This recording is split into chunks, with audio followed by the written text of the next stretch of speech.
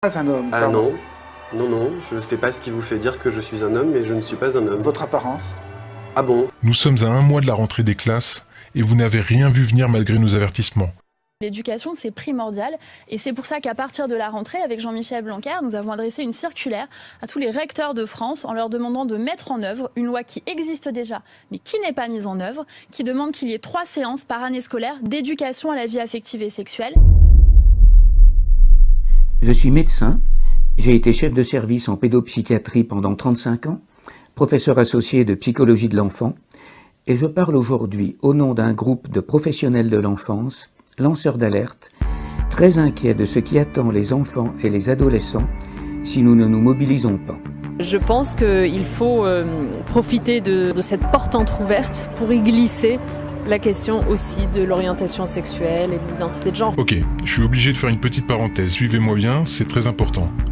Alfred Kinsey était un scientifique obsédé par l'homosexualité et l'adultère qui mena une célèbre recherche sur la sexualité des hommes, puis des femmes, ce qui donnera une Bible à laquelle les médias rendent encore hommage aujourd'hui.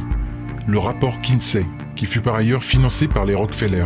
Mais ce que ne vous disent pas Slate.fr, Mademoiselle ou Psychologie, lorsqu'ils vantent les mérites de ce psychopathe, c'est que Kinsey forma des pédophiles à violer des enfants et à tenir des notes sur chaque aspect du viol. Table 34, a 4-year-old child.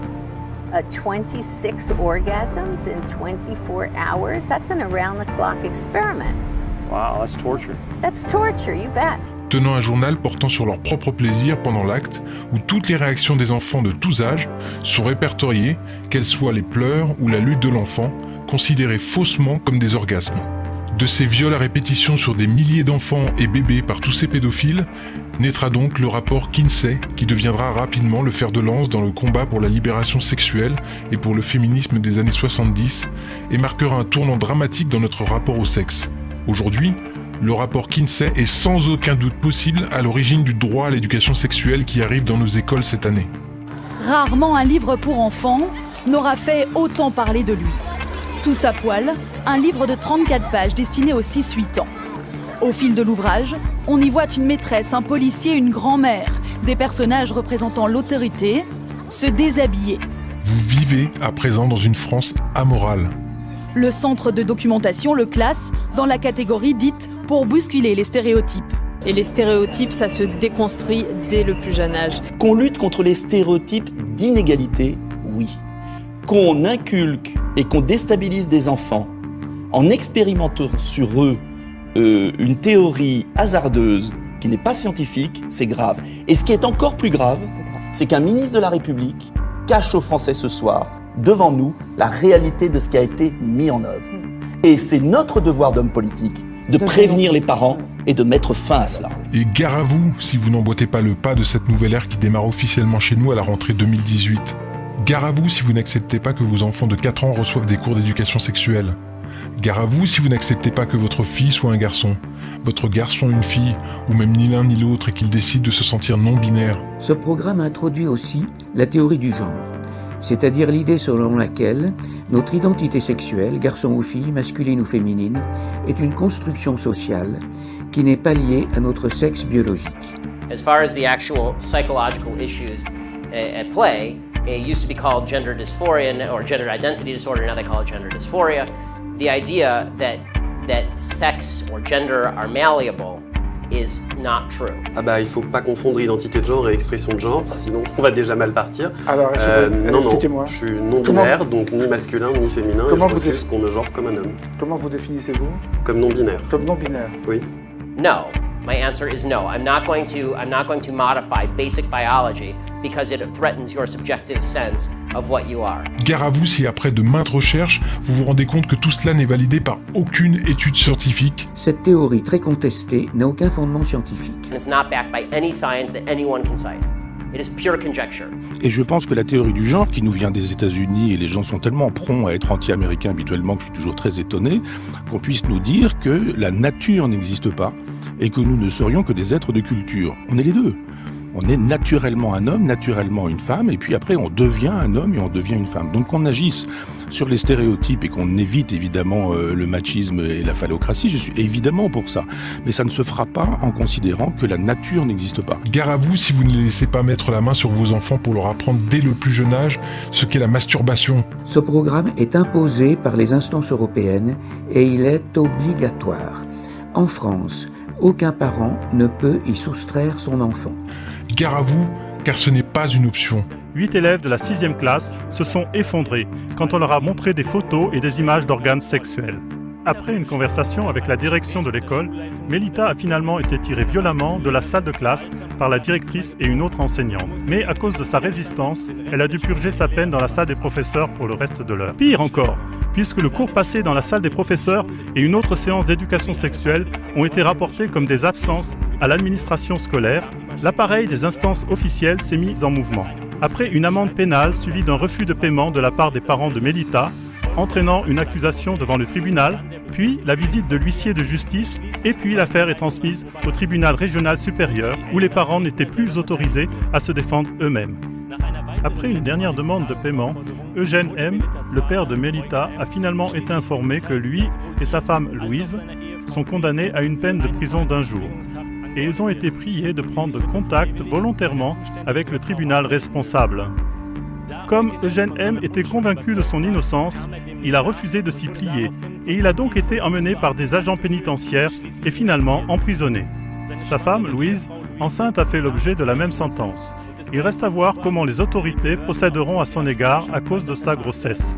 C'est un sentiment bizarre d'être enfermé en prison pour quelque chose dont en fait, au sens propre, on n'est pas coupable. Et le droit à l'éducation sexuelle n'a absolument rien de libertaire.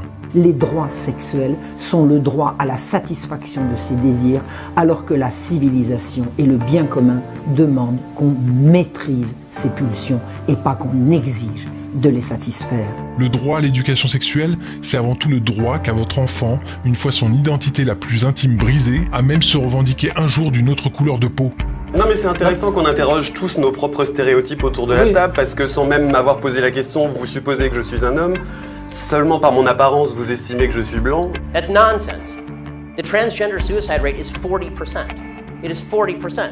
The normal suicide rate across the United States is 4%. The suicide rate in the transgender community is 40%.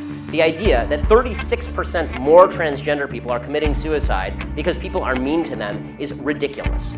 En référence aux textes internationaux de l'Organisation mondiale de la santé, cette éducation à la sexualité doit commencer entre 0 et 4 ans. Et l'on doit expliquer aux enfants de cet âge ce qu'est la masturbation infantile précoce et leur proposer de jouer au docteur. Une société amorale dont avaient rêvé Aleister Crowley, Anton LaVey, Alfred Kinsey et bien d'autres. Et pour en revenir à la pédophilie, il est bien évident qu'il fallait se débarrasser des lois réprimant cette déviance sexuelle. C'est ainsi que, grâce encore à notre secrétaire d'État chargée de l'égalité homme-femme, Marlène Schiappa, qui a profité que vous ayez le dos tourné pour en faire plutôt une préférence sexuelle. En d'autres termes, si demain vos enfants se font violer par un adulte, ils devront prouver au barreau et en présence de leur violeur qu'ils n'étaient pas consentants, quel que soit leur âge. Et si votre enfant, pendant qu'il était en train de se faire sodomiser, n'a pas réagi, il connaîtra le problème que beaucoup de femmes vivent après un viol, celui d'être culpabilisé parce qu'il ne s'est pas débattu. Bah oui, il a été éduqué sexuellement, hein. Why didn't you report the rape in the first case if there was evidence? It's a big problem. And if there wasn't evidence, does that mean you didn't fight back? Why not? We see it the whole time. You ladies do make our job rather difficult. What are you thinking, Lawrence? Shall I tell you what's going on in your head biologically? There's a part of your brain, the amygdala, is telling you to do whatever you need to do to survive. It's like a siren. Survive, survive. So loud, in fact, it's drowning out your cerebral cortex, your logical brain. Your cortex knows, I'm not going to cut your throat. Why would I do that? My family's in enough trouble as it is. But the amygdala, it's pure instinct. It feels the damage this can do. It's no bigger than a peanut. You're taken by surprise, afraid for your life. We're programmed to do whatever will ensure our survival. And sometimes That's nothing.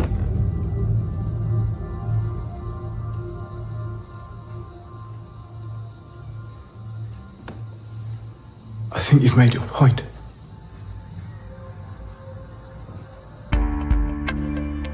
Nous ne tenons même plus compte de ce que l'on appelle la sidération. Que direz-vous, sataniste lavéien, lorsque votre enfant se fera violer, puis le pédophile relaxé parce que finalement, le juge aura décrété qu'il n'y a pas eu, selon la loi, maltraitance puisque votre enfant était consentant? Cela dépasse-t-il votre philosophie amorale? Si oui, comptez-vous vous dresser contre votre propre philosophie? Ou direz-vous que du fait que ce soit légal, Anton Lavey l'aurait accepté? Et là je m'adresse à tout le monde. Puisque le satanisme est amoral, avez-vous réellement conscience que nous entrons dans une société pédo-amorale? Pardonnez-moi, pédo-sataniste? Êtes-vous bien d'accord qu'il existe alors un lien entre satanisme et pédophilie? Pédophilie et satanisme, c'est accroché. On dit souvent que les sectes satanistes sont le maquis de la pédophilie. Ne voyez-vous pas que ces mesures ne sont pas bénéfiques pour les enfants, mais seulement pour les pédophiles et pédomanes? Suis-je vraiment devin si je vous dis qu'ils vont bientôt infiltrer le mouvement LGBT pour revendiquer leurs préférences sexuelles? Ou fais-je simplement appel à mon bon sens, bordel? Pedophilia is coded as the sexual preference for pre-adolescent children. It is crucial to understand the difference between pedophilia and child sexual abuse, which is illegal and must always be. But a pedophile who doesn't abuse children has done nothing wrong. J'ai eu la même réaction d'incrédulité quand mes collègues m'ont transmis ces informations. Et puis, je suis allé vérifier, et je peux vous assurer que tout ceci est exact. Quelle que soit votre religion, quelle que soit votre philosophie, que vous soyez un simple citoyen ou officier de la police nationale, de la gendarmerie ou de l'armée, que vous soyez enseignant, pédopsychiatre, scientifique, la France n'a jamais eu autant besoin de vous aujourd'hui. Alors je vous en conjure, oublions nos différences au lieu de les mettre en exergue afin de nous unir contre cette putain de mafia qui n'en veut qu'à nos gamins, parce que je vais vous dire une chose, demain, ce sera votre enfant qui devra se justifier devant le juge de la sodomie qu'il a subie. Ok ? Votre enfant ne sera plus victime d'un pervers, il ne s'agira plus d'une affaire de pédophilie, mais d'une question de consentement à la seule appréciation du juge. Allez-vous laisser faire ça? Je réitère un appel solennel au nom des Français envers nos gardiens de la paix intègres. Nous demandons votre assistance. Ne restez pas les bras croisés, désobéissez de façon organisée au nom de la France et de nos enfants afin d'éviter aux citoyens français d'être tellement à bout qu'ils viendraient à prendre les armes pour protéger eux-mêmes leurs enfants. La pire chose qui puisse arriver à notre pays est la guerre civile. Alors nous vous demandons de réagir. Et quant à vous, citoyens, vous me demandez souvent « Ok, nous sommes réveillés, mais comment pouvons-nous faire ?» Même si toutes nos institutions sont infestées de pédophiles et pédomanes, dans la magistrature, dans la politique, dans le divertissement, dans les services publics, dans la finance et même dans les hauts rangs de la police nationale et de la gendarmerie, chaque corps de métier compte un nombre impressionnant, mais pour l'instant silencieux, de personnes qui savent déjà mais qui ont peur de bouger, peur de perdre leur emploi s'ils parlaient, ou de se voir placés en hôpital psychiatrique. Notre mission en tant que citoyens français et citoyens du monde n'est pas de prendre les armes, ne faisons pas cette bêtise, nous devons agir en respectant la loi. Nous devons donner toute notre énergie non seulement à prévenir ceux qui ne savent pas, ceux qui pensent encore que tout cela n'est qu'une théorie du complot, leur faire comprendre, leur faire réaliser l'immense gravité de la situation. Partagez cette vidéo, même si vous avez peur de passer pour un guignol face à vos collègues, amis ou famille, partagez cette vidéo. Dites que vous savez, levez-vous.